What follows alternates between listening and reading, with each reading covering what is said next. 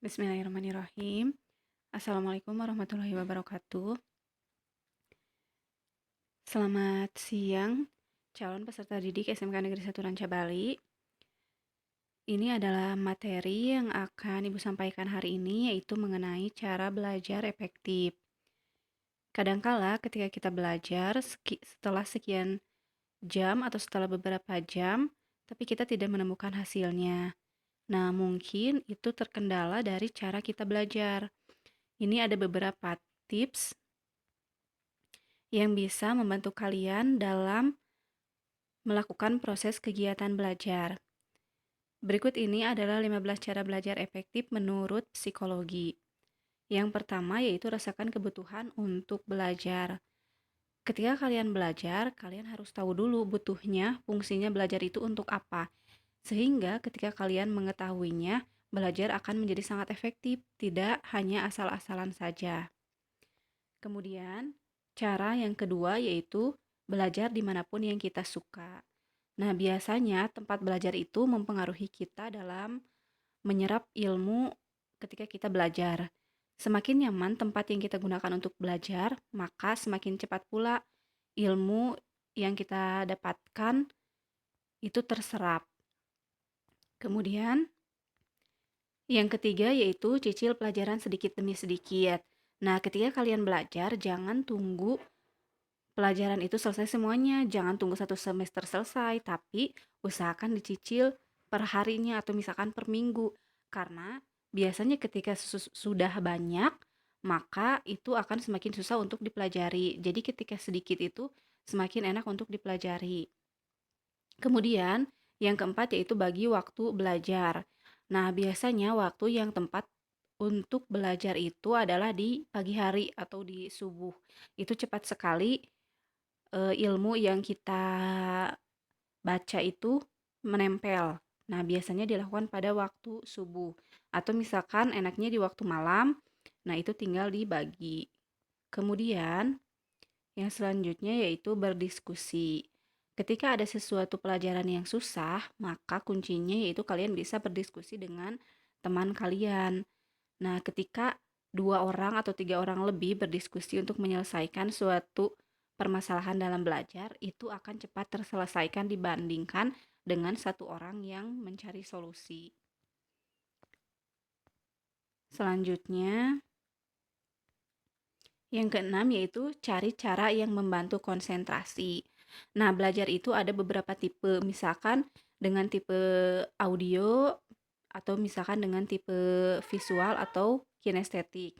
Biasanya dengan tipe audio kalian bisa cepat berkonsentrasi belajar ketika misalkan menonton video. Maka misalkan kalian bisa belajar dengan menggunakan video-video pembelajaran atau misalkan dengan tipe audio kalian bisa belajar sambil mendengarkan musik. Nah, maka itu bisa membantu konsentrasi kalian dalam belajar. Selanjutnya yaitu yang ketujuh, pahami jangan hanya menghafalkan. Nah, ini yang paling penting. Biasanya kalian ketika ulangan itu menghafal. Misalkan pengertian dari ini bla bla bla bla bla. Nah, tapi yang harus kalian ingat itu kuncinya itu bukan menghafal tapi memahami. Kalau menghafal, kalian hanya akan bisa mengingatnya dalam waktu beberapa hari, kemudian akan lupa setelah itu. Tapi kalau memahami itu akan bertahan lama. Kemudian yang kedelapan yaitu jangan malu bertanya. Nah, ada istilah kan, malu bertanya sesat di jalan. Jadi ketika ada pelajaran yang susah, yang belum dimengerti, silahkan kalian bisa bertanya ke guru, ke teman, atau misalkan di zaman canggih ini kalian bisa search di internet, sehingga itu bisa membantu menemukan jawaban. Kemudian, selanjutnya yaitu yang kesembilan, coba terus meski gagal. Nah, gagal satu kali itu bukan berarti kita harus menyerah. Misalkan ketika kita mengikuti pembelajaran bahasa Inggris, kemudian misalkan ulangan hasil pertama itu 50. Nah, bukan berarti kita belum mampu di bahasa Inggris, tidak mampu, tapi belum. Misalnya yang pertama 50, bisa jadi yang kedua itu nilainya 70 ataupun 90. Jadi harus terus dicoba.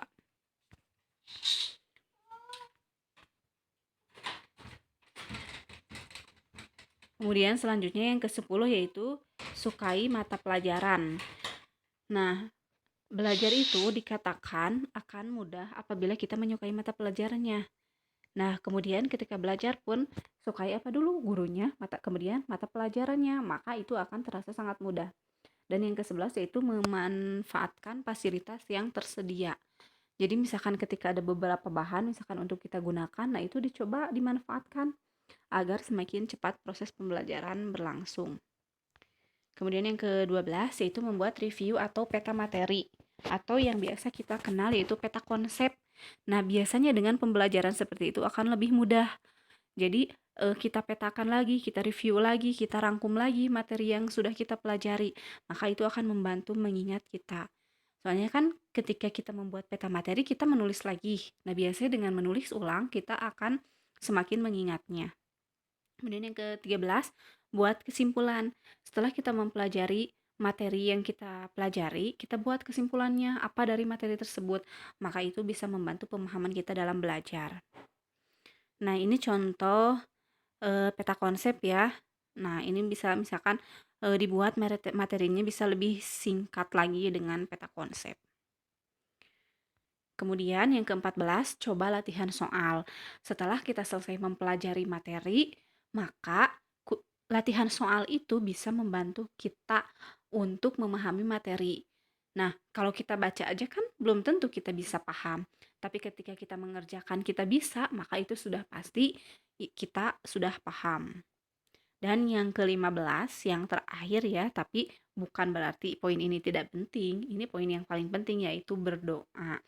Jadi, harus ada usahanya yaitu dengan belajar, kemudian harus ada doanya juga. Doanya apa? Doanya agar kita diberikan ilmu yang bermanfaat, ilmu yang berkah.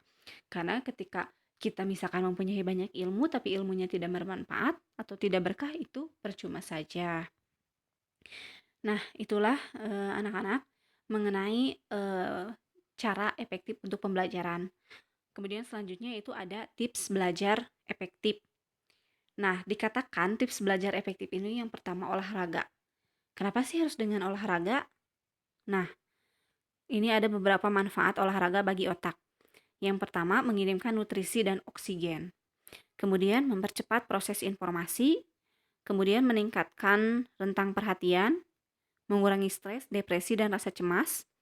Pikiran lebih fresh, meningkatkan kemampuan pemecahan masalah. Nah, jadi olahraga itu banyak sekali manfaatnya buat tubuh kita agar tubuh kita terasa lebih bugar dan lebih fresh. Kemudian, sebuah penelitian yang dibuat tahun 2013 mengatakan bahwa laki-laki yang bersepeda selama 15-30 menit punya kemampuan kognitif dan ingatan yang lebih tajam dibanding yang tidak bersepeda. Selain itu, penelitian lain menyebutkan bahwa bersepeda selama 15 menit dapat mengurangi kortisol, hormon yang membuat seseorang jadi stres. Jadi olahraga itu untuk membugarkan tubuh kita. Kemudian dari cara teknik belajarnya. Ketika kita belajar jangan terpaku pada waktu. Belajar dengan enjoy tanpa dikejar waktu. Jadi belajarnya harus dinikmati, jangan karena terburu-buru. Jangan sistem SKS, sistem kebut semalam. Karena kan sudah pasti kalau sistem SKS itu terburu-buru oleh waktu, besok mau ulangan, baru hari ini ngapalin. Kemudian, yang sebaiknya kamu pikirkan adalah fokus pada topik mana yang ingin kamu kuasai. Jadi, kita tentukan dulu yang mana yang mau pertama kali kita pelajari. Kita susun dulu. Nah, selanjutnya, nih ini yang biasa sering kalian lakukan. Ya kan? Pasti ini. Belajar sistem kebut semalam. Lihat nih di gambarnya. My eyes, tangan kalian, buku, si kata-kata, si ilmu pengetahuan, otak kalian. Jadi sebetulnya belajar sistem semalam itu memang ada beberapa yang nempel di ingatan kalian. Tapi itu hanya nempel untuk beberapa jam saja. Bahkan setelah besoknya lagi pasti itu sudah lupa lagi. Karena tidak efektif, karena tadi terburu-buru waktu.